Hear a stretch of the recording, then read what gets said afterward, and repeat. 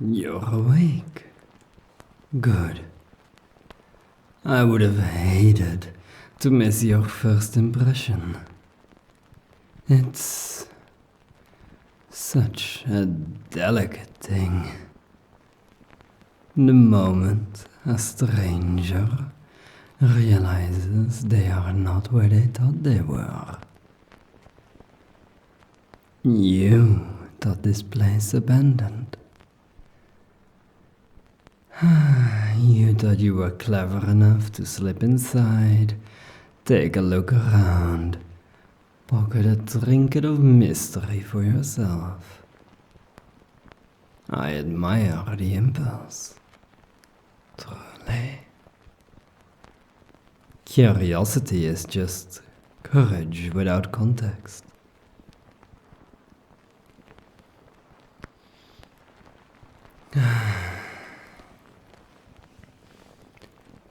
I am going to speak softly, not because I must, but because this room punishes any voice that tries to dominate it. Listen closely. Let the quiet do half the work for us. Do you hear that tremor underneath the silence? The gentle shiver in the bones of the floor? No, no, not electricity. Older than that. Think of it as the hard murmur of a place that should not be alive, yet refuses to die. You are blindfolded for your own sake. If your first sight had been your first terror, you might have wasted your breath on screaming. And I wanted you to have your breath. You'll need it.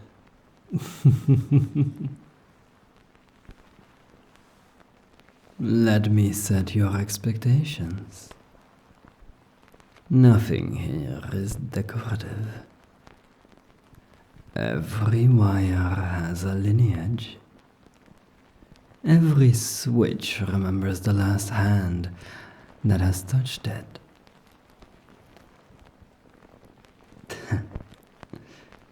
Every surface is an heirloom of decisions I will not apologize for. You are going to ask, why am I here? Because you wandered into a story that forgot it had borders. Because this verse, our universe, has become a drunkard's map. Lines scrawled over lines until no road knows itself. Because people thought themselves custodians of truth, invited fiction to dinner, and never asked it to leave. They call it imagination. Then they call it innovation. And when the seams started to split, they called it inevitable. I call it ludicrous. This place where you sit is not a ruin. It is but a refusal, a coherent sentence at the end of a babbling book. You're wondering if I am going to hurt you. No. Not you. I have never been interested in small punishments. I am going to tidy the cosmos. That's all. Who is that, huh? Your friends trying to figure out where you are? Useless. Before I show you what you came for, I want you to understand the problem the way I do. Not as panic, but as the architecture. Picture a tapestry. Now picture a second tapestry woven through the first. Different thread, similar patterns, almost charming. Then a third, then a fourth, then 1,000, then 10,000, until the weight of additions rips the loom from the table, and no one, not a single soul, remembers which image they started with. They laughed when I said stories have mass.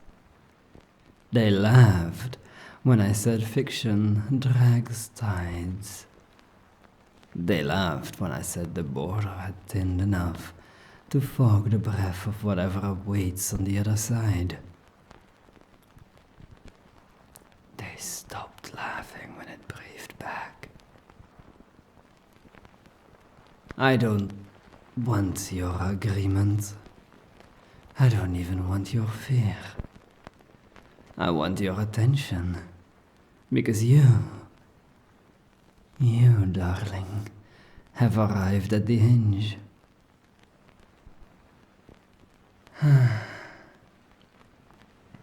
4 machines in this room. 4 reasons the floor still remembers how to tremble. You will see them soon. Not yet. Anticipation is the final teacher left to us. You are bound because you trespassed. You are blindfolded because I need the moment of revelation to land with proper weight.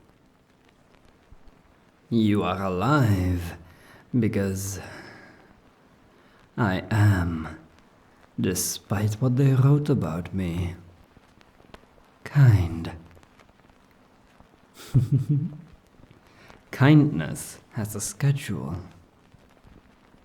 We are almost done with it.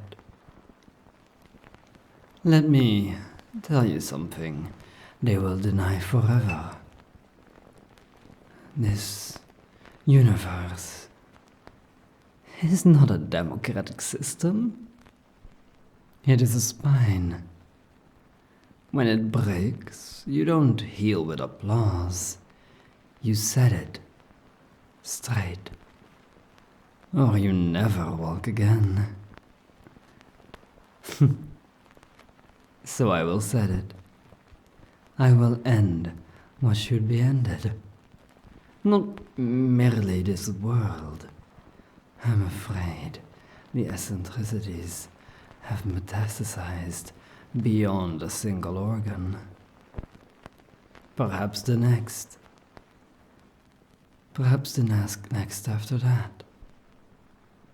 It's ungrateful work, I am aware.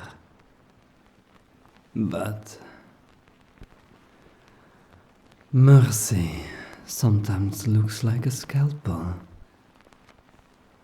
Are you comfortable? No, of course not. But you are safer than anyone outside this room. They are bathing in sparks and calling it sunlight. You want to know who I am? Understandable. Titles are easy. Names are heavy. I will give you mine when you are ready to carry it.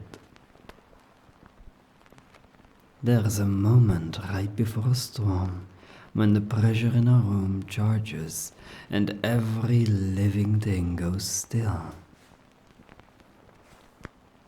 We have been in that moment for years. Entire cities frozen in polite denial while monsters paced the hallways of imagination and learned where we hid our keys. Did you think those creatures were accidents of ink? They were invitations. Every story has a door if you carve at it long enough. No. I carved first, I admit it. I wanted to know where the threshold was. When I found it, I built a lock. When they ridiculed me, I built a wall. When they tore down the wall and painted it with murals of happy little nightmares, I built this. You are going to feel a change in the air in a moment. A slight coolness, then a mild pressure, as if your ears are deciding whether to listen to the room or me. Choose me. Before I remove that blindfold, I want you to anchor yourself to one thought. Everything here is intentional. Even the parts that look improvised have a pedigree. If you struggle, you'll only bruise yourself with inevitability. If you listen, you might leave this place with a secret no one will believe.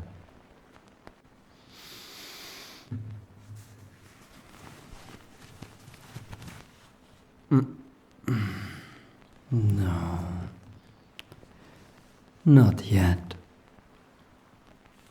I promised a proper way to the moment. 2 more truths, and then we'll worry about your eyes. Truth 1. Endings are not cruelty. They are punctuation. A sentence without a period is not merciful.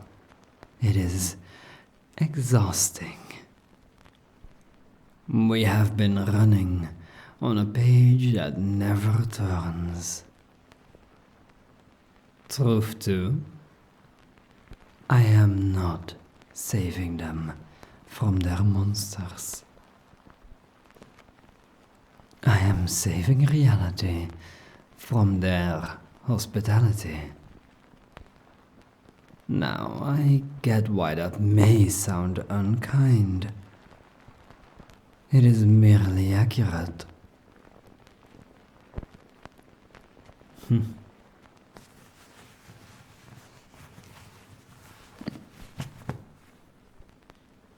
You have earned the sight. Don't blink too quickly. The colors can bruise too. Open. There. 4 devices, 4 stones, 4 glows. Not painted light, not electricity's cheap theater. You see them. The blue that isn't water, the red that refuses to be blood, the green that remembers forests older than language, the violet. Oh, the violet. They are not ornaments. These are anchors. Do you see the cables binding them? This is not pretty engineering, it is honest. Copper born a century ago sits beside fiber I braided by hand. Ceramic insulators older than your grandparents.